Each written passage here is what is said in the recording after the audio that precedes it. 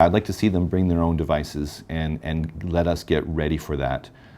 And maybe we don't need to spend as much time thinking about how we are going to provide their devices.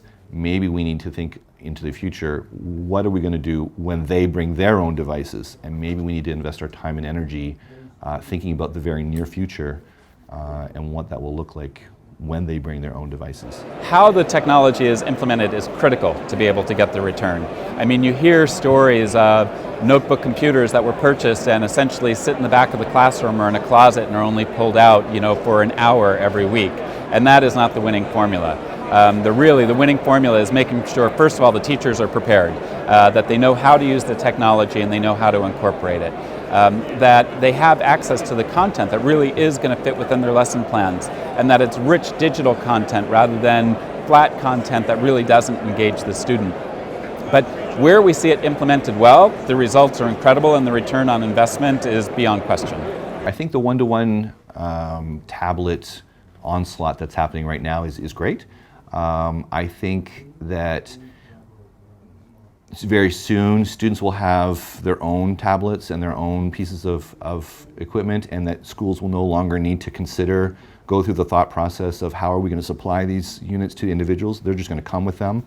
And so if we can have a platform that is agnostic for their brand, then we'll be good to go. And I think there's a time and a place for the individual technology.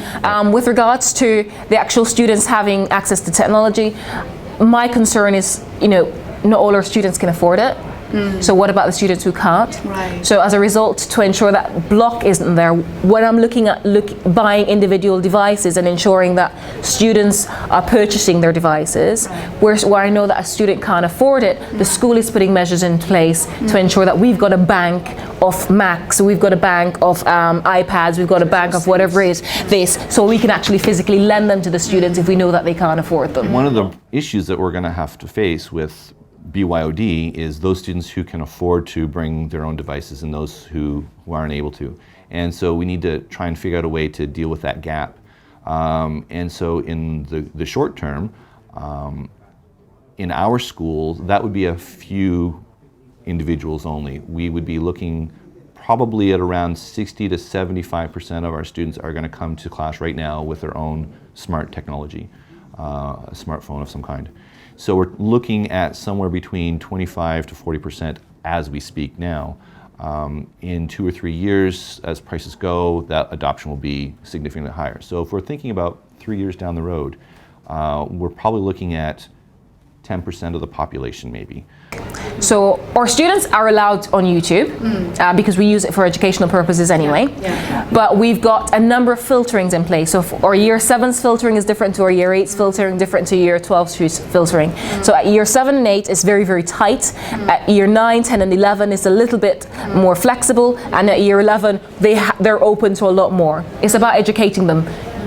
Making sure that they're making the appropriate choices. These are the kinds of things that for a fact you should not be looking at on the websites, therefore don't go off onto it. But we do still block particular things just to make sure that, child protection issues, we can't actually go into particular areas of the web that we don't want them. And so if we're looking at 10% of the population, that now becomes reasonable for a school to acquire a class set or two for the entire school. And do it just like a library book. I mean, for a long time, this is why libraries existed. I can't afford my own book, so I'll go to the library. I can't afford my own piece of personal technology, I'll go to the library and I can sign it out for a day, a week, a month. All those kind of details can be worked out. So yeah, we provide, just like we would now, a kid who can't afford a pen or paper, we would provide that for them, but that's few and far between.